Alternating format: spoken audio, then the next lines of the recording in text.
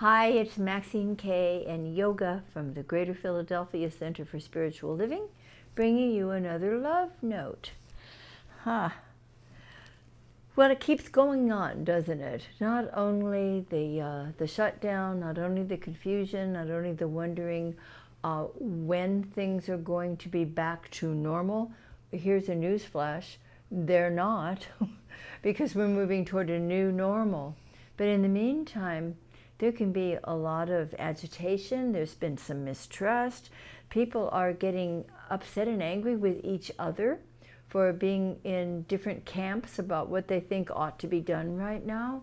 Oh my goodness, I think that kind of vitriol is the worst kind of virus, for people to be disrespecting each other and blaming and pointing fingers.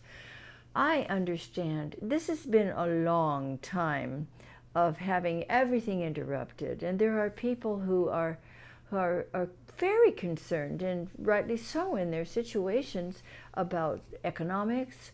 People are sick with COVID-19. So many have died from it. There's fear, there's anger, there's blame. We've got to find someone to blame, and we can't stay in that place. You know, even with people who are sequestered in their homes, and the fortunate ones have people that they live with, and puppies and kittens that they live with too. But even then, there can sometimes be these underlying currents of unrest and annoyance rise. And we need to be watching for that. It's only human that we have feelings of irritation, or I got to get off my mother's lap, or even anger. These are human emotions. But let's not allow ourselves to be taken over by them. There are a lot of people who are feeling depressed and very anxious. And so rather than conflict, let's do our very best to move into compassion. Compassion for the people that we're living with, compassion for the people on our Zoom conferences, compassion even with people we do not see or hear from or even know. Let's do what we know how to do to reduce upsets and conflicts. You know, have you noticed that we still have beautiful sunrises and beautiful sunsets here in the Philadelphia area? We had a beautiful day today. It was like, is this spring or is this summer? Nature doesn't stop, nor does it pay attention to us when we get our knickers in a knot. It just continues expressing its beauty. And in fact, I think it's pretty happy right now that we're allowing the air to become cleaner and the waters. I understand that the animals are so happy that they have a little more free rein than they usually do. There's beautiful things happening, and so it's up to us to change the focus of our direction, or the direction of our focus, so that we can lift our hearts and open our minds to other possibilities. Conflict, annoyance, irritation, depression, anxiety, none of those things belong in our consciousness, but they show up. It's understandable because of our humanness.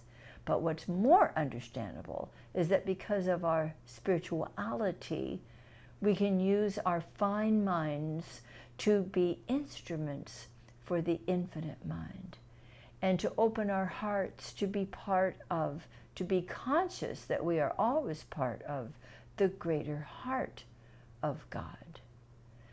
And so it's up to us to acknowledge those emotions that aren't always so pleasant, to realize that we're living with uncertainty, and then to realize that this world continues to be beautiful, and we have a choice to experience that beauty. Music is still music. Or we can still listen to it. Some of us still play it. I play mine on the radio. We can dance. We can still dance. We can still laugh. So many things are available to us that we really needn't waste our time and our energy and our consciousness getting overly involved in the news and in the neighbors' proclamations of this is horrible or that should be another way. Let's listen to each other with compassion. At the same time, we're keeping our high watch, that God is still God, that this universe is working in harmony underlying all of it. It's hard when we read headlines about terrible things about man's inhumanity to man, and it isn't always men. It's awful to read injustices and terrible things that take place in our communities, in our world. We have compassion for that. And we need to do more blessing and more recognizing that within every person, no exception, there is a divinity. No exception. And so while we're looking at our loved ones, and while we're looking at our neighbors, and while we are looking at our officials, let's bless them.